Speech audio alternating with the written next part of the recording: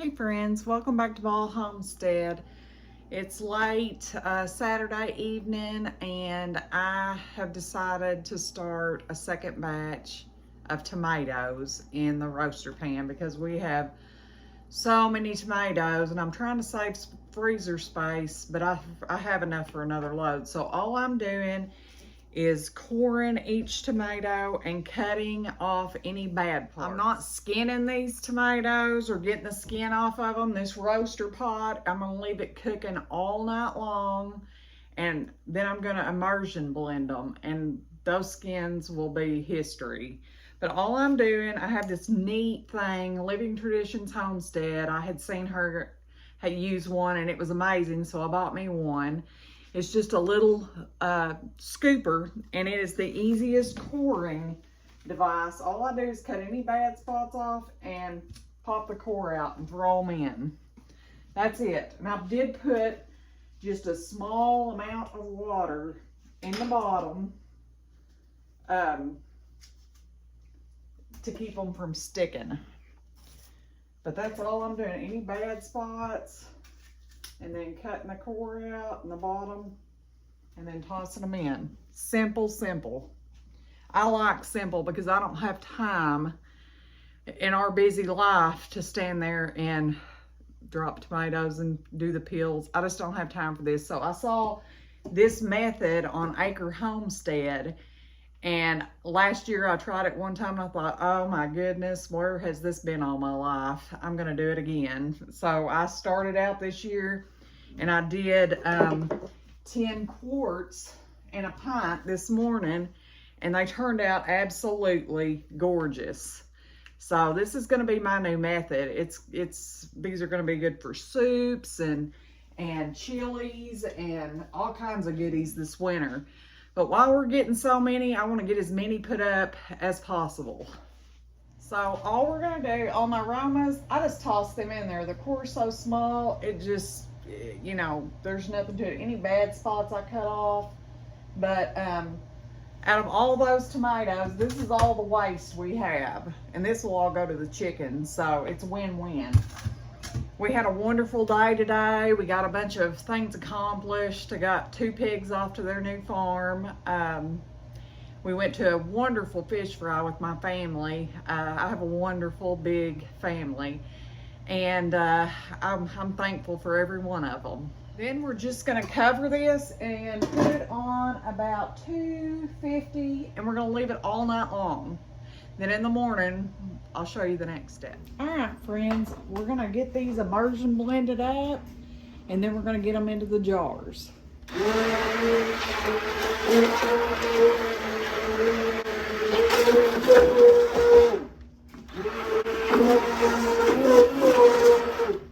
right, that is done. I'm just gonna stick that over here. Now we're gonna get our jars filled. I've already got the water bath canner warming on, well, I ain't got it warming, I thought I did. Now I have it warming on the stove because we want our water to be as hot as our jars so it doesn't break them. We're gonna get them all filled now. Just gonna, with our yummy sauce, I'm gonna get all these jars filled. I'm guessing we're gonna have close to about as many as we did this morning, which is wonderful. Like I said, these skins don't bother me or my husband. They're pretty much disintegrated after cooking all night, and then I immersion blending them. So, I mean, the choice is yours, but this is so easy and it saves me so much time. Honestly, I live a really busy life. I work 45 to 50 hours a week at work. Then I come home and work here 3 or 4 hours every day. And, you know, then it's time to go take a shower, go to bed and do it again. So this just really saves me from having to just stand over the stove on my weekends. Also, when you're filling your jars, you want to be sure and leave enough space because we're going to add 2 tablespoons of lemon juice to this and a teaspoon of salt. All right, friends, we've got all of our jars filled. We ended up with 9 quarts and a pint, and I'm going to go around each rim and clean them really good. We want to get a good connection with our lid and the top of our jar so it seals properly.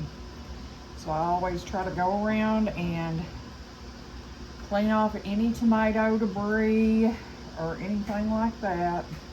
You can use vinegar to do this or just some warm water.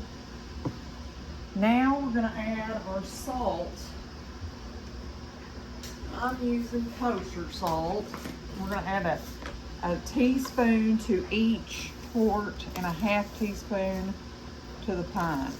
We're going to get our lemon juice out. And you can use lemon juice or citric acid, even vinegar, but I've never used vinegar. I've always just stuck with lemon juice. We're going to add 2 of these. I just use the capful. It's about a teaspoon. And 1 for our pint. Our panners, I ended up starting another one because I knew this wasn't going to be enough, are full, so we're going to, are warm, so we're going to start adding our jars. And these are going to can in our water bath canner for 40 minutes.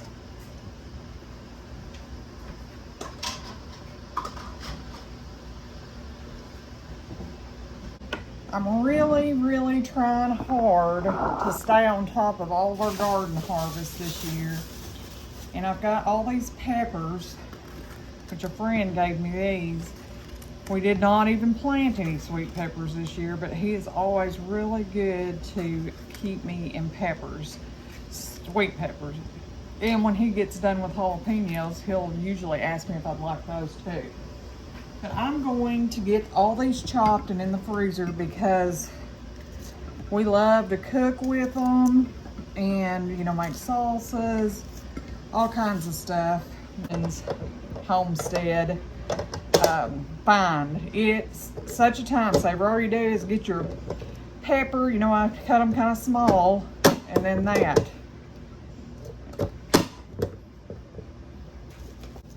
Look at these gorgeous peppers. They're perfectly chopped and ready for my freezer bag. I love this chopper. I'm going to link it in the description along with the tomato quarter. I got them off Amazon. We got, you know, a little over 1/4 gallon of beautiful, perfectly chopped peppers here. That literally took minutes.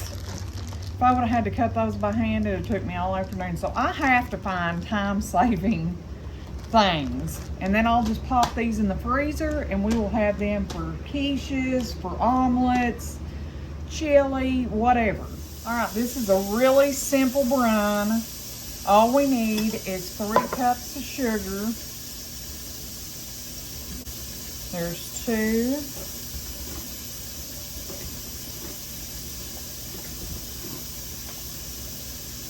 And 3 are 3 cups of sugar here. Now 2 cups of vinegar.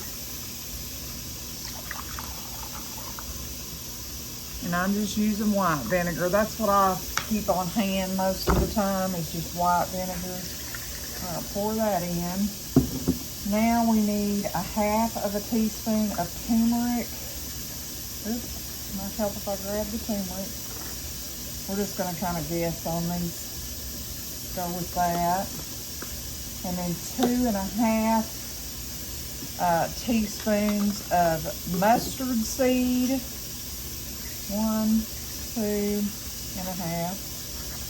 And then 2 1/2 teaspoons of celery seed. I measure a lot of my spices with my heart. I've done this so long, I kind of have an idea, and I cook all the time. And as soon as our tomatoes are done, we will get this on the stove and get the cucumbers and onions and peppers added to it. And then we'll cook that for a little bit. I have been using 4-jar canning lids. I buy them on Amazon, and let me tell you, they are really good. This is the 2nd year I've used them, and I've been truly impressed with them. They're the best canning lid out there. Okay, now with that going, we're going to get our brine over here on the heat and get it going and get this sugar kind of dissolved. Once we get that dissolved, we're gonna add our cucumbers and onion and tomato mix, or tomato, I've got tomato on the brain. Cucumber, onion, and pepper mixture to this, and we're gonna just cook it for a few minutes. Our brine is used where we need it to, so we're gonna go ahead and add our cucumber mixture. We're just gonna start dropping these down in there. We got our onions, and I did some sweet peppers in this, and we're just gonna get it all in here. Kind of mixed in good. I've been soaking them in some salt. I just kind of coat them with some kosher salt, or you can use pickling salt, either one. And let them set for quite a few hours and drain some of the excess water off. These are some of our China J's. We have had so many of those this year. I've been trying to find a way to use them because I don't like to waste things. So for the next little bit, we're just going to let these cucumbers get really good and hot. We're just going to keep moving them around in this brine. And then we're going to pack our jars with these hot pickles. Now we don't want to cook them. We just want to get them really good and warm thoroughly. And you'll notice how these are kind of, my brine's starting to catch up with my cucumbers. Where when I first put them in there, it looked way too many cucumbers for it. That's why I try to constantly keep moving them, because I don't want them to get soft and mushy. I'm going to start filling these jars. We really want to pack our jars tight so we have a pretty jar of pickles. So that's what I'm doing. I'm just kind of taking a spoon and mashing down. And now for this jar, I'm just going to add some more juice to it. And I want to make sure the juice is, you want about a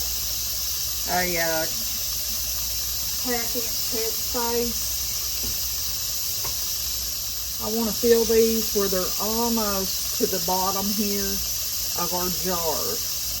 Now what we're doing is just packing these pickles in there as tight as I can get them. I think we can put a few more in there.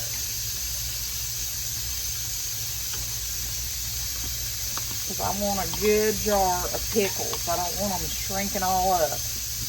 Now I'm just going to top it off with a tiny bit of juice. Finish that jar off. And then we're going to get a seal for this. Look at our beautiful, productive morning. We got 7 jars of bread and butter pickles, 9 quarts, and a pint of tomatoes. Life is good on the homestead. All right, friends, look at this beauty. This all happened in a matter of a few hours, and we have all these yummy things for our pantry for the winter. This kind of stuff makes me happy. I like saving money, and I like growing our own food and knowing what's in it. If you like this kind of thing, please like and subscribe, and we'll see you again next time. Goodbye, friends.